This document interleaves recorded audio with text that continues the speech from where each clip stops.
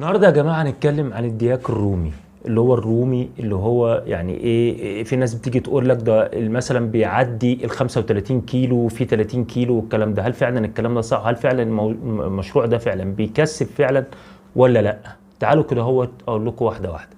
اولا الدياك الرومي ديت فيها 4 انواع اللي هم منتشرين جدا في مصر، اللي هو البلدي العادي اللي هو المصري، وفي عندنا اللي هو البلدي برضو بس مزارع، تمام، وفي اللي هو الرومي اللي هو البيور الفرنساوي اللي هو بيبقى جاي متحصن من بلده دوت اللي بيوصل ل 35 و30 كيلو، وفي اللي هو تقليد الفرنساوي.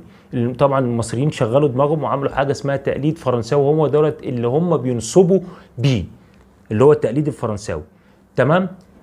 طبعا البلد العادي ما بيتعداش يعني ايه من 5 ل 8 كيلو ل 10 كيلو بالكتير قوي، تمام. بياخد طبعا اللي هو التحصينات العاديه بتاعته والكلام ده، واساسا بيبقى يعني المناعه بتاعته بتبقى قويه جدا.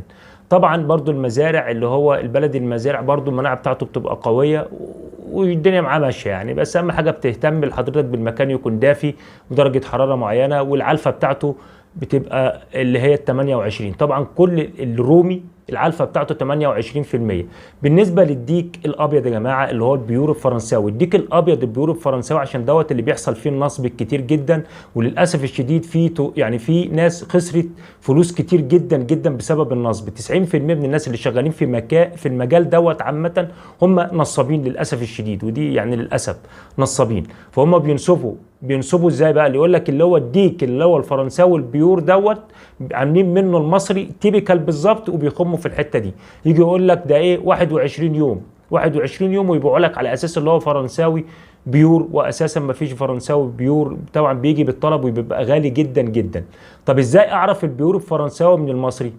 ركز معايا في الكلام اللي انا هقوله لحضرتك ده دلوقتي. اول حاجه البيور الفرنساوي يا جماعه بيبقى مش اقل من شهرين، يعني عشان تاخده حضرتك بيبقى كبير مش اقل من شهرين، تمام. لان طبعا لما بيجي من المينا بيقعد حجر صحي تقريبا من 20 ل 40 يوم حجر صحي. طبعا التجار اللي بيبيعوا ان هو بقى اللي هم طبعا بينصبوا اللي هم بتوع المزارع، يجي يقول لك ديك رومي فرنساوي بيور هاجلنا عام 21 يوم، عنده 21 يوم. طب ازاي 21 يوم واساسا فرنساوي لما بيجي من بلده بيقعد حجر صحي بس من 20 يوم ل 40 يوم؟ يبقى ازاي؟ في ناس طبعا في يعني ممكن يقعد 20 او 40 يوم حسب الحجر الصحي بتاعه، تمام.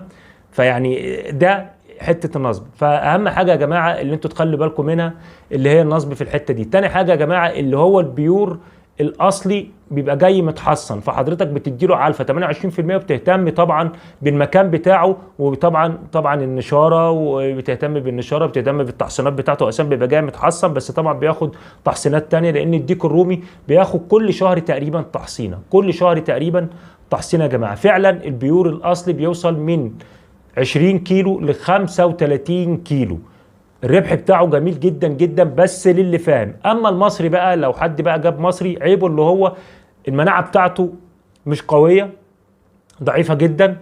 طبعا هتعيشه على مضاد حيوي، علاجات على طول مستمره، بتادين هتديله بتادين، وهتديله اللي هو الانتينال اللي هو الاسهال والمضاد. يعني بص يعني شغلانه. الادويه البشريه بيستعملوها للدواجن وللدياك الرومي وللبط والوز والكلام ده كله.